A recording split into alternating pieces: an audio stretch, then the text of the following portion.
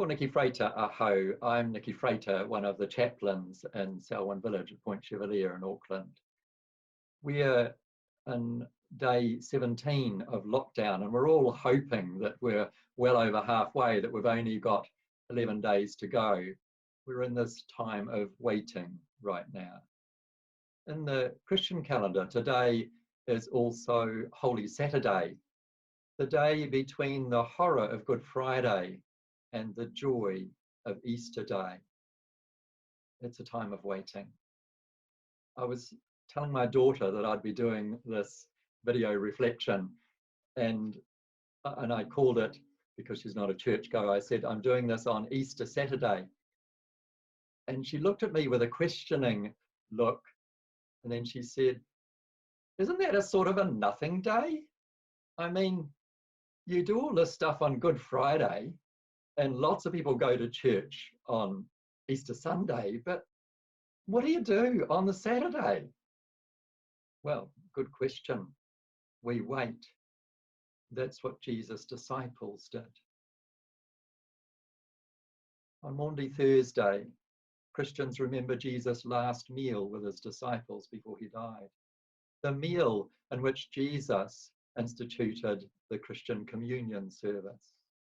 On Good Friday, we journey with Jesus and his disciples, with Jesus, the women and the other disciples, through his arrest, his interrogation, and the dismay of all of that, his torture, the horror of his crucifixion and his death. And then the Gospels tell us about Joseph, a courageous member of the Jewish council, who went to Pilate and asked for permission to take Jesus' body down from the cross. And John adds that Nicodemus, the Jewish leader who once came to Jesus secretly by night, actually prepared spices and helped Joseph prepare Jesus' body for burial. Perhaps the men and the women didn't talk to each other, because the women disciples also prepared spices, but they were too late. The Sabbath had arrived, and all they could do was wait out the Sabbath until it was over. So I guess that's why Christians don't do very much on Holy Saturday, because whatever the disciples did, they didn't write about it. It's all hidden in the paragraph marker between the full stop at the end of Good Friday and the capital letter at the beginning of Easter Day. And we are waiting right now, waiting, hoping for a good outcome. Jesus once talked about God's way of changing the world as like a farmer planting seed in the soil. You know, you can't keep digging it up and checking. You just have to trust that you've done enough. You've done all you can, and you have to trust and wait. Let's listen to a song now about waiting. It's called Love Comes Again.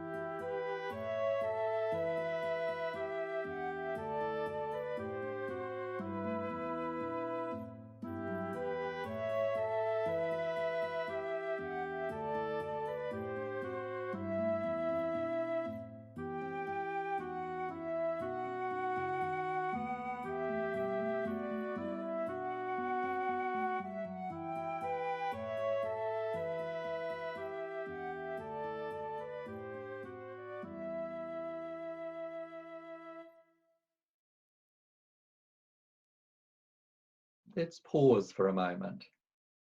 Let's think about the soil of our hearts, of our lives, our families, our households, our communities,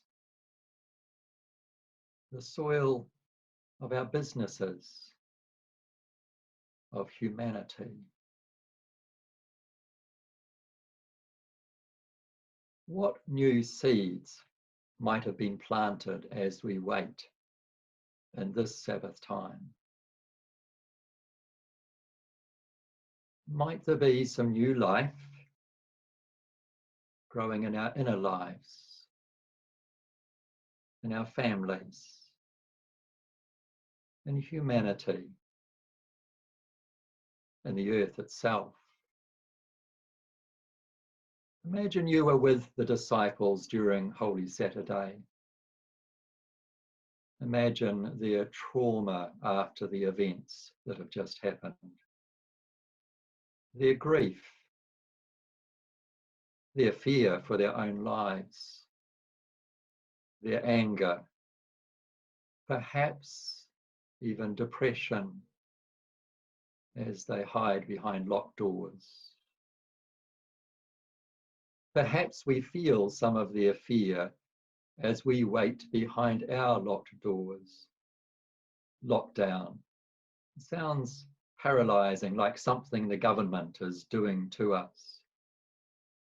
The Reverend Claire Barry of St. Luke's Mount Albert shared a more life-giving image this week of the young men of a town in ancient times surrounding their people, facing outward to an attacking enemy with shields locked together, protecting their women and their children and their elderly, protecting the vulnerable of the village. Claire suggested we understand the restrictions of this time differently as something we are doing together to protect our most vulnerable. Yes, there's an element of fear, and healthy fear is a good thing if it moves us to keep our shields locked together, if it helps us keep this invisible little enemy out and saves lives. Perhaps in a small way, like the disciples, we might be feeling traumatized. Everything changed quite suddenly 17 days ago. Life as we knew it stopped abruptly as we entered a strange new world. Somewhere in the corner of our minds, we know that life will not simply bounce back to the way it was. We don't really want to think about that yet. We're still in a level of disbelief. And that's okay for now.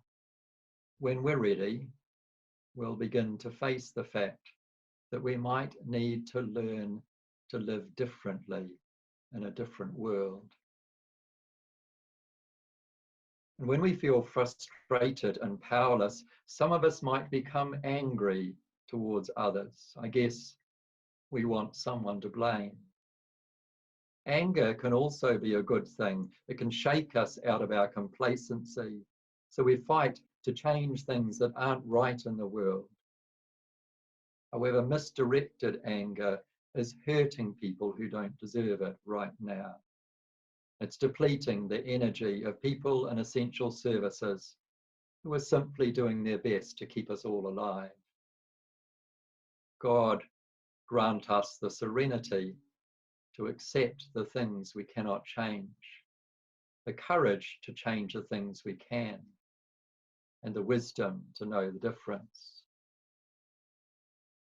And some of us may be feeling particularly low right now. I wonder if Simon Peter suffered from depression sometimes, or if he was prone to that.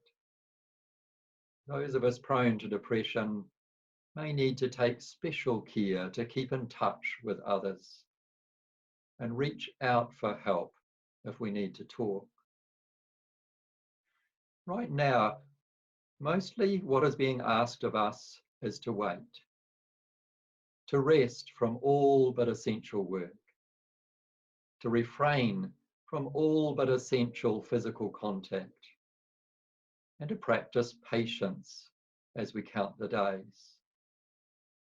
And as we wait in patience, we must not let fear do more than it is meant to do.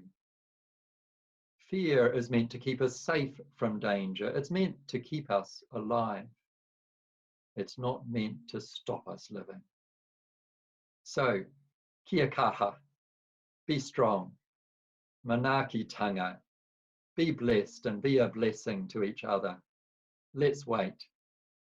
Let's rest. Let's rest in the Sabbath time so that we can live better, richer, truer lives when the Sabbath time is over. Thank you.